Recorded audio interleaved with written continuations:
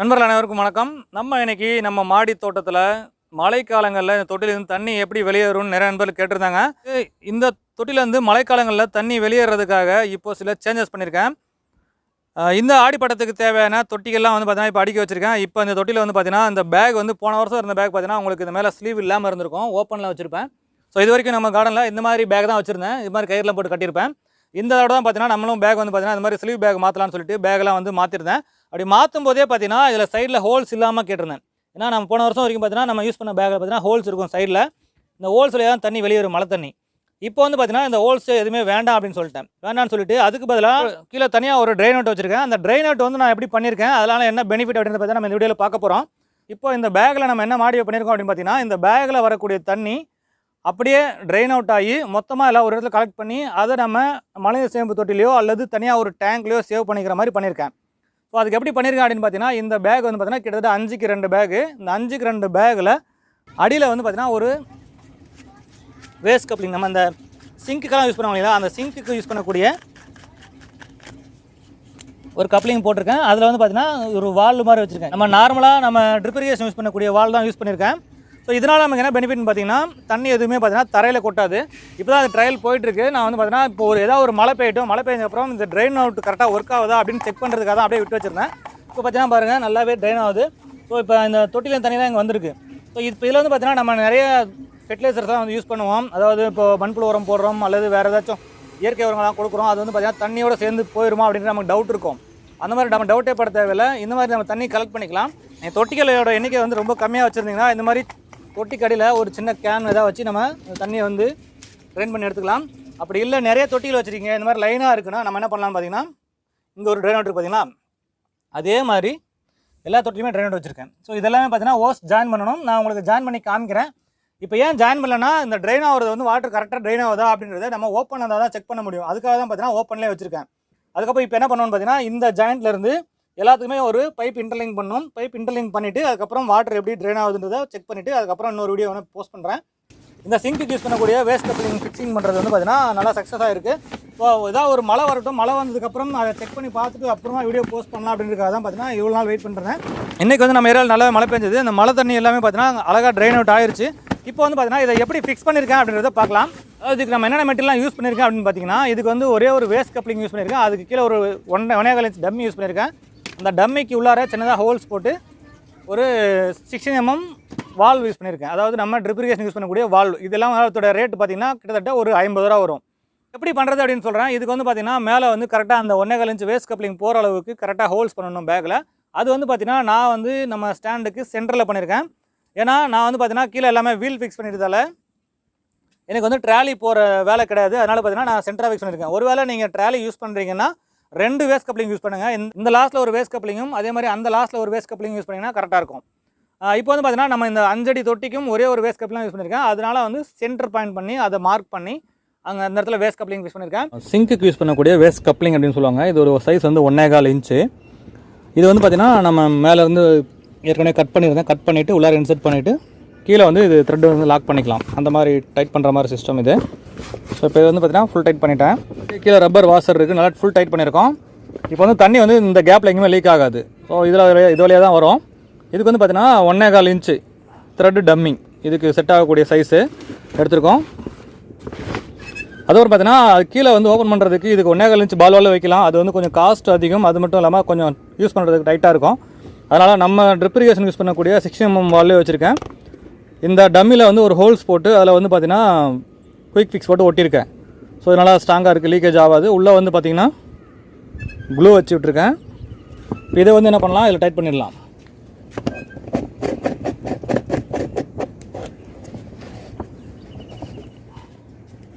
Tight பண்ணிவிட்டு இங்கே பாருங்கள் இந்த இது போகிற அளவுக்கு நம்ம ஆல்ரெடி நம்ம இந்த பேலட் யூஸ் பண்ணுறதால கேப் இருக்குது, அந்த கேப்லேயே விட்டுறோம். அப்படி கேப் இல்லைன்னா என்ன பண்ணோன்னா நார்மலாக நீங்கள் ட்ரெயின்ஸில் யூஸ் பண்ணுறாருந்தா அதில் வந்து கரெக்டாக இது போகிற அளவுக்கு சின்னதாக கட் பண்ணிவிட்டு இப்படி உள்ள விட்டுற வேண்டியதான்.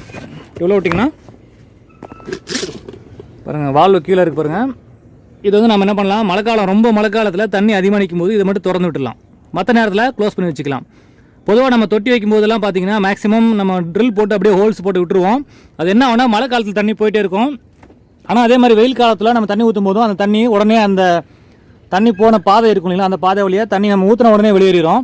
நம்ம நினச்சிட்டு இருப்போம் தண்ணி வந்து அதிகமாக தான் போயிட்டுருக்குன்னு சொல்லிட்டு. ஆனால் வெயில் காலத்தில் நம்ம கொடுக்குற தண்ணி பத்தாது, அது வந்து இந்த மாதிரி வேஸ்ட்டாக போயிடும். அதனால தான் பார்த்தீங்கன்னா இதுக்கு வந்து இந்த மாதிரி ஒரு வால் வச்சுருக்கேன். ஸோ நம்ம இதுக்கு முன்னாடி வந்து க்ரோ பேக்கில் வந்து ஹோல்ஸ்லாம் போட்டு யூஸ் பண்ணிட்டு இருந்தோம். இப்போ வந்து பார்த்தீங்கன்னா இந்த ஹோல்ஸ்லாம் இருக்கிறதுனா நிறைய இடத்துல ஹோல்ஸ் போடுறதால அங்கங்கே மண் வந்து கசிஞ்சு போகுது. அதனால் வந்து பார்த்தீங்கன்னா மண் கசிஞ்சு போகாமல் இருக்கிறதுக்காக என்ன பண்ணிட்டேன், இப்போ புதுசாக ஆர்டர் பண்ண பேக்கில் ஹோல்ஸ் போடாமல் தாங்க அப்படின்னு சொல்லி கேட்டு வாங்கியிருந்தேன். இப்போ பாருங்கள், இந்த பேக்கில் எதுவுமே ஹோல்ஸ் போடலை. இப்போ என்ன ஆகுனா, இதில் இருக்கக்கூடிய தண்ணி எல்லாமே பார்த்தீங்கன்னா மழை காலத்தில் இந்த ஒரு வால் வழியாக தான் வெளியேறும். அப்போ என்ன பண்ணலாம், இதெல்லாமே பார்த்தீங்கன்னா இன்டர்லிங்க் பண்ணிடலாம். இப்போ தொட்டி எல்லாமே பார்த்தீங்கன்னா கிட்டத்தட்ட 3/4 அடி உயரத்தில் இருக்கிறதால எல்லா தொட்டிக்குமே பார்த்தீங்கன்னா ஒரு ஓஸ் இன்டர்லிங்க் பண்ணிட்டு அந்த ஓஸ் எடுத்து போய் நம்ம வெளியே விட்டுடலாம். மாடியில் வந்து தண்ணி சிந்தாமல் அந்த ஓஸ் வழியாக நம்ம கொண்டு போய் அவுட்லெட்டில் விட்டோம்னா அது வந்து தண்ணி வெளியே ஆட்டோமேட்டிக்காக போயிடும். மாடியில் எங்கேயுமே பார்த்தீங்கன்னா மண் தண்ணி சிந்துறதோ அந்த மண் அப்படியே கீழே கொட்டி கிடக்குதோ அந்த மாதிரி எதுவுமே இருக்காது. ஸோ அதுக்காக தான் பார்த்தீங்கன்னா இந்த மாதிரி பண்ணியிருக்கேன். ஆனால் இப்போ என்னென்னா, நம்ம இந்த வேஸ்ட் கப்ளிங்கில் மேலே வந்து பார்த்தீங்கன்னா ஹோல்ஸ் நிறைய இருக்குது. இந்த ஹோல்ஸ் இருக்கிறதால என்ன ஆகுனா மண்ணும் சேர்ந்து கரைஞ்சி போகிறதுக்கான வாய்ப்புகள் இருக்குது. அதனால் என்ன பண்ணியிருக்கேன்னு பார்த்தீங்கன்னா, இந்த இடத்துல அந்த வேஸ்ட் கப்ளிங் நம்ம எவ்வளோ தூரத்து இருக்கோ அதை விட கொஞ்சம் சுற்றளவு அகலமாக கவர் ஆகிற மாதிரி நம்மகிட்ட இருக்கக்கூடிய க்ரீன் சேனட் இருக்குல்ல, பழைய க்ரீன் சேனட், அந்த மாதிரி க்ரீன் சேனட்டை வந்து கட் பண்ணி போட்டிருக்கேன்.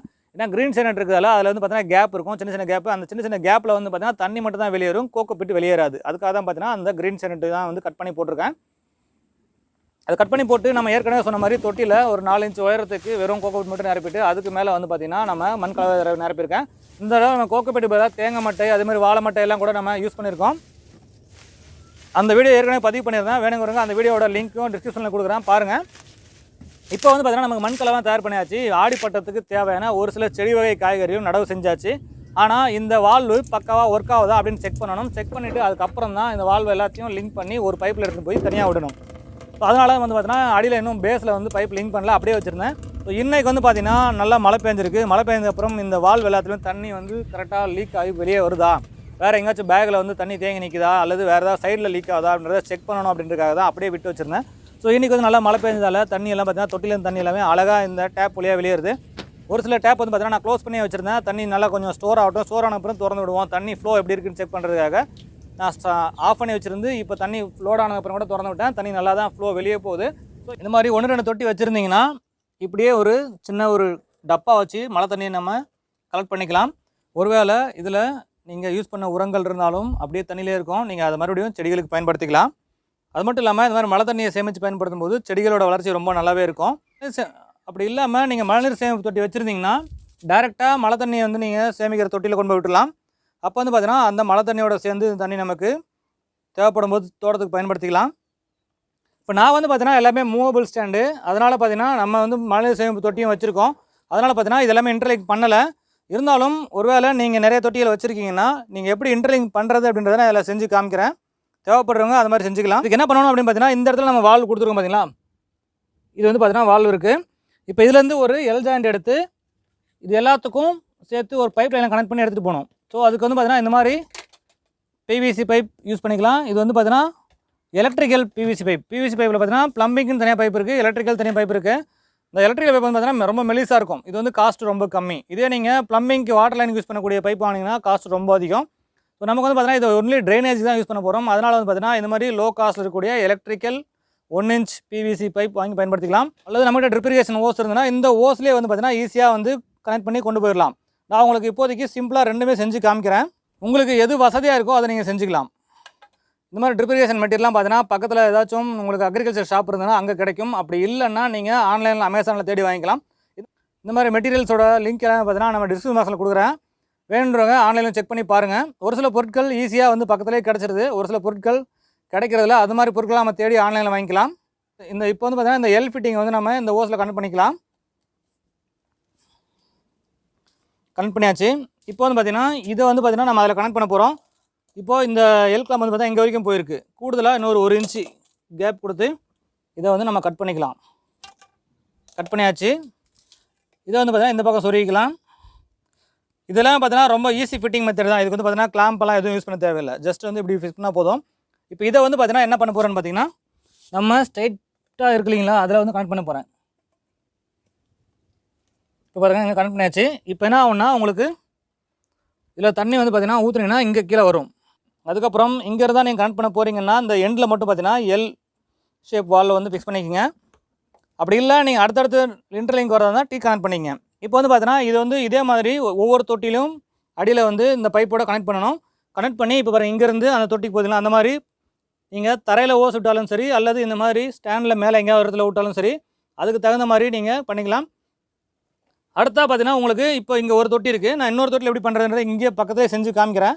ஸோ இப்போ அடுத்த தொட்டி வர இடத்துல இதே மாதிரி கட் பண்ணிங்க. கட் பண்ணிவிட்டு ஒரு டீ ஜாயிண்ட் கனெக்ட் பண்ணிங்க. இந்த மாதிரி அழுத்துனீங்கன்னா போயிடும். அதே மாதிரி இன்னொரு தொட்டிலேருந்து வர்றதையும் இந்த இடத்துல கொஞ்சம் கனெக்ட் பண்ணுறீங்க. அடுத்ததாக இந்த இன்டர்லிங்க் பைப் வந்து இப்படியே கனெக்ட் பண்ணிட்டு போகிறீங்க. இப்போ என்ன ஆகும்னா, எத்தனை தொட்டி நீங்கள் லைனாக வச்சுருக்கீங்களோ அத்தனை இடத்துலையும் இந்த மாதிரி ஒவ்வொரு இடத்துலையும் ஒவ்வொரு டீ ஜாயிண்ட் கனெக்ட் பண்ணி மொத்தமாக ஒரு ஓஸில் எடுத்துகிட்டு போயிட்டு நீங்கள் எங்கே வேணுமோ கொண்டு போய் இந்த ஓஸை விட்டுக்கலாம். அல்லது இந்த ஓஸ் கனெக்ட் பண்ணுறதை விட எனக்கு இன்னும் கொஞ்சம் பெருசாக வேணும் அப்படின்னு நினச்சிங்கன்னா இதை வந்து பார்த்தீங்கன்னா பிவிசி பைப்பு, இதையும் நான் உங்களுக்கு ஃபிக்ஸ் பண்ணி காமிச்சிடறேன் எப்படி ஃபிக்ஸ் பண்ணுறதுன்னு சொல்லிட்டு. ஸோ இந்த இடத்துல வந்து பார்த்தீங்கன்னா இதை டிஸ்கனெக்ட் பண்ணிடலாம். பண்ணிவிட்டு இதுக்கு வந்து பார்த்திங்கன்னா இந்த மாதிரி 1/2 இன்ச்சு த்ரெட் ஒரு பக்கமும் இந்த பக்கம் 16 mm அல்லது 12 mm ரெண்டு ஓஸுமே கனெக்ட் பண்ணலாம். இது வந்து 12 mm சின்னது, இந்த ப்ளூ வரைக்கும் பார்த்தீங்கன்னா 12 mm, இது வந்து பார்த்தீங்கன்னா 16 mm. ஸோ இந்த மாதிரி இதை சொல்கிற மாதிரி ஆப்ஷன் இருக்கும். இந்த த்ரெட் இருக்கிறத வந்து பார்த்தீங்கன்னா நீங்கள் இந்த கார்னரில் யூஸ் பண்ணுறீங்கன்னா எல் பெண்ட் வரும். இந்த மாதிரி எல் பெண்டு த்ரெட் எல்போ, அதாவது 3/4 இன்ச்சு த்ரெட் எல்போ. அதாவது உங்களுக்கு எலக்ட்ரிக்கலில் இது வந்து 1 இன்ச்சுன்னு சொல்லுவாங்க, அதே ப்ளம்பிங்கில் பார்த்தீங்கன்னா 3/4 இன்ச்சுன்னு சொல்லுவாங்க. இது வந்து பார்த்தீங்கன்னா எலக்ட்ரிக்கலுக்கும் ப்ளம்பிங்கும் மாறுபடும், அது கரெக்டாக ஞாபகம் வச்சு. இப்போ வந்து பார்த்தீங்கன்னா இதில் வந்து 1/2 இன்ச் த்ரெட் இருக்குது. இந்த 1/2 இன்ச் த்ரெட்டில் இது பார்த்தீங்கன்னா கரெக்டாக கனெக்ட் ஆகும். இதை கொண்டு போய் இப்படி கனெக்ட் பண்ணிக்கலாம். அதை கனெக்ட் பண்ணிவிட்டு இதில் இன்சர்ட் பண்ணிடலாம். இப்போ என்ன ஆகும்னா உங்களுக்கு அந்த வால் திறந்த உடனே தண்ணி இதில் வந்து இந்த பைப் லைன் வழியாக கீழே ட்ரைன் ஆயிரும். இப்போ நடுவில் நீங்கள் இதுவும் அதே மாதிரி தான் ஏதாவது நீங்கள் நடுவில் ஜாயின் பண்ணணும். இப்போ பார்த்தீங்கன்னா இங்கே ஒரு தொட்டி இருக்குது, அடுத்த பார்த்தீங்கன்னா அங்கே ஒரு தொட்டி இருக்குது. ஸோ அந்த இடத்துலையும் ஜாயின் பண்ணணும் அப்படின்னா என்ன பண்ணணும், அங்கேயும் ஒரு கட் பண்ணணும். ஸோ உங்களுக்கு இப்போ கட் பண்ணி காமிக்கிறேன் எப்படின்னு சொல்லிட்டு. இப்போ நான் ஒரு கட் பண்ண பீஸே கொண்டு வந்து வச்சுருக்கேன். இப்போ வந்து பார்த்தீங்கன்னா இதுதான் வந்து கடைசி தொட்டின்னு வச்சிங்களேன். இந்த இடத்துல வந்து ஒரு எல் ஜாயிண்ட் போட்டு கனெக்ட் பண்ணுறீங்க. அடுத்ததாக நீங்கள் அப்படியே எக்ஸ்டெண்ட் பண்ணி இப்போ வந்து இங்கே இன்னொரு தொட்டி இருக்குன்னா இந்த இடத்துல வந்து பார்த்தீங்கன்னா டீ ஜாயிண்ட், அதாவது 3/4 பிவிசி டீ, இந்த பக்கம் வந்து பார்த்தீங்கன்னா 1/2 இன்ச் த்ரெட்டு. இதுக்கு பார்த்தீங்கன்னா உங்களுக்கு நம்ம இந்த இடத்துலையும் பார்த்தீங்கன்னா இதே மாதிரி ஒரு கனெக்டரை நம்ம கனெக்ட் பண்ண போகிறோம். ஸோ இந்த மாதிரி போட்டு நம்ம டைட் பண்ணிக்கலாம். டைட் பண்ணிவிட்டு இந்த பக்கம் இதை வந்து பார்த்தீங்கன்னா கனெக்ட் பண்ணிக்கலாம். ஸோ இது வந்து பார்த்தீங்கன்னா இந்த பக்கம் கனெக்ட் பண்ணிக்கலாம். இப்போ இது எதுக்குமே பார்த்தீங்கன்னா நம்ம சால்வெண்ட் போட தேவையில்லை, பிவிசி சால்வெண்ட். ஏன்னா நம்ம இது வந்து பார்த்தீங்கன்னா ரொம்ப ப்ரெஷராக போக போகிறதில்ல, ஜஸ்ட்டு ட்ரைன் ஆகிற வாட்டர் தான் போக போகுது. சப்போஸ் நம்ம எப்போயா தொட்டி நகர்த்தணும்னா இந்த மாதிரி இதை திருக்கி கழட்டி எடுத்துக்கலாம். அதுக்காக தான் பார்த்தீங்கன்னா ஜஸ்ட் இன்சர்ட் பண்ணி வைக்க சொல்கிறேன். நார்மலாக இப்படி சொருகி வச்சாலே போதும், தண்ணி எதுவும் பெருசாக லீக் ஆகாது. ப்ரெஷர் இருந்தால் மட்டும் தான் லீக் ஆகும். நார்மல் ப்ரெஷரில் போகும்போது பார்த்தீங்கன்னா உங்களுக்கு தண்ணி லீக் ஆகாது. இப்போ இதே மாதிரி பார்த்தீங்கன்னா நீங்கள் எங்கெங்கெல்லாம் தொட்டி இருக்கோ அந்த நேரத்தில் ஒரு டீ ஜாயிண்ட் போட்டு மொத்தத்தையும் ஒரே பைப்பில் ஜாயின் பண்ணி கொண்டு போய் எடுத்து போய் விட்டுலாம். நான் வந்து நம்ம மாடி தோட்டத்தில் மழைநீர் சேமிப்பு ப்ராஜெக்ட் பண்ணி வச்சுருக்கிறதால இது எல்லாமே அப்படியே இங்கே விட்டுறேன். இதனாவும் தரையிலே ஓடி போய் நம்ம மழைநீர் சேமிப்பு டேங்கை போய் சேர்ந்துடும். தொட்டிலேருந்து தண்ணி ட்ரைன் ஆகிறத தனியாக சேமிக்கிறதுக்கு ஒரு பைப் லைன் போட்டுங்க. அப்படி போட்டிங்கன்னா உங்களுக்கு தரையில் மண் கொட்டுறதோ அல்லது தண்ணி தேங்கி நிற்கிறதோ அந்த பிரச்சனைலாம் இருக்காது. அது மட்டும் இல்லாமல் நம்ம தண்ணியை சேமித்து வச்சிட்டோம்னா, மழை தண்ணியோ அல்லது இந்த தொட்டிலேருந்து வரக்கூடிய தண்ணியோ நம்ம சேமித்து வச்சிட்டோம்னா திரும்பவும் நம்ம மழை இல்லாத காலங்களில் திரும்ப தண்ணியை எடுத்து நம்ம செடிகளுக்கு பயன்படுத்திக்கலாம். இந்த மாதிரி மாடி தோட்டத்தை செடி வளர்க்குறது மட்டும் நோக்கமாக இல்லாமல் மாடி தோட்டம் மாடியும் பாதிக்காமல் மழைநீரும் சேமித்து நம்ம பயன்படுத்துறதுக்கான ஒரு சின்ன ஐடியா தான் இந்த தொட்டியில் அடியில் வச்சிருக்கக்கூடிய இந்த டேப்பு. நீங்களும் முயற்சி பண்ணி பாருங்கள். உங்கள் தோட்டத்தில் இருக்கக்கூடிய தொட்டிகளின் அமைப்புக்கு தகுந்த மாதிரி இந்த மாதிரி ட்ரெயின் ஹோஸ் வந்து பார்த்தீங்கன்னா கனெக்ட் பண்ணி பாருங்கள். கண்டிப்பாக ரொம்ப யூஸ்ஃபுல்லாக இருக்கும். இந்த தகவல் உங்களுக்கு பிடிச்சிருந்ததுன்னா லைக் பண்ணுங்கள், உங்கள் நண்பர்களுக்கும் ஷேர் பண்ணுங்கள். மறக்காமல் நம்ம குணா கார்டனிங் ஐடியாஸ் யூடியூப் சேனலை சப்ஸ்கிரைப் பண்ணிங்க. மேலும் ஒரு நல்ல பயனுள்ள வீடியோவில் சந்திக்கலாம். நன்றி, வணக்கம்.